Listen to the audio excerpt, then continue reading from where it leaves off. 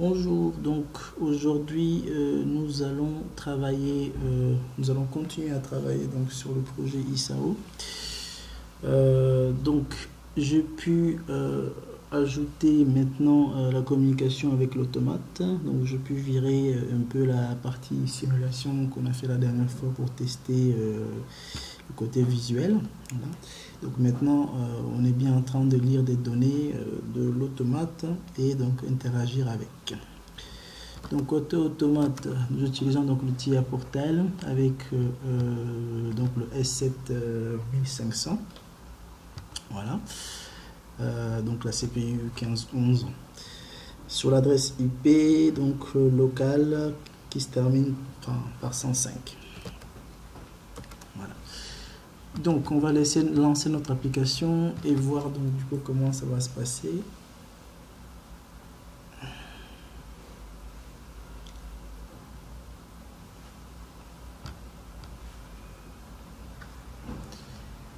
Donc un petit moment de chargement et voilà, c'est lancé. Alors donc comme d'habitude je me connecte.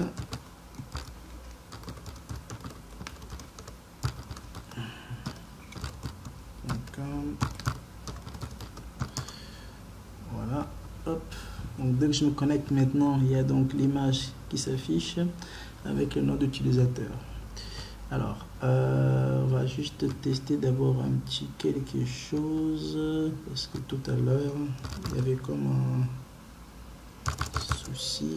Hop, titi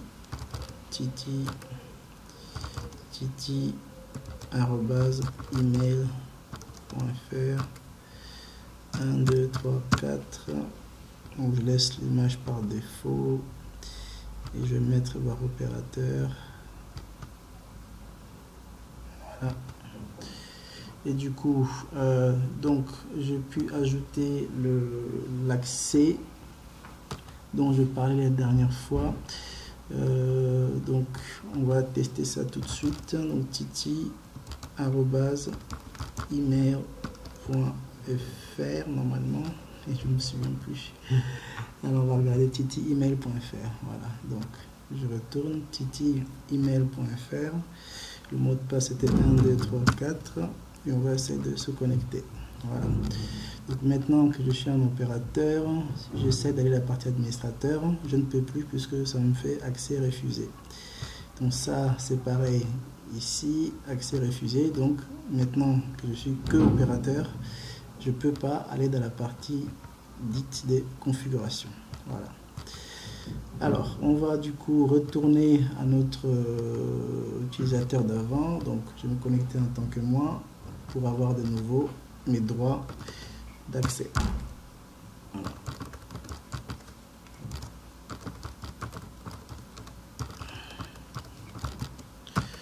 Comme ça. Et puis on va se connecter. Voilà. Là maintenant je suis connecté. Donc je retourne sur mon ma partie. Donc maintenant ici les trois éléments, donc il récupère des données donc directement à partir de l'automate. Donc ici on a l'adresse IP de l'automate, on a le voyant connecté donc qui nous indique qu'on est bien connecté à l'automate, et les performances ici également qui sont basées sur les données de l'automate.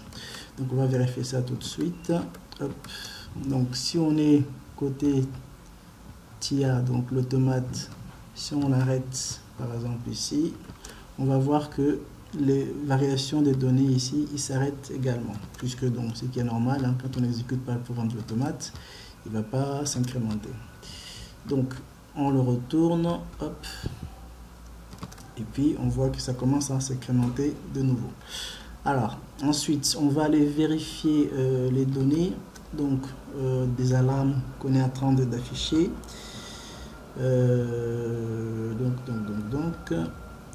Donc ici par exemple alarme rouge, on est à 54 à peu près.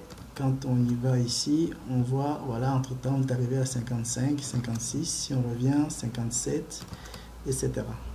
Voilà, donc c'est pareil hein, pour l'alarme de alarme jaune, on va arriver à 90 presque. alors excusez-moi, orange, voilà, donc on va recommencer, 2, 3, 8, 9, 10, voilà. Ok, donc c'est ce qu'on a pu faire pour le moment.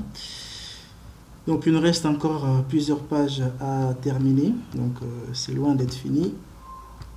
Et puis maintenant, bon, visuellement c'est déjà un peu mieux. Notre log qui affiche les différentes informations, ça fonctionne également. Donc il nous restera plus tard après à tester également avec plusieurs automates en même temps, voir comment ça va se comporter, etc. Donc voilà, ça sera tout pour aujourd'hui. Et puis je vous dis à très bientôt. Au revoir.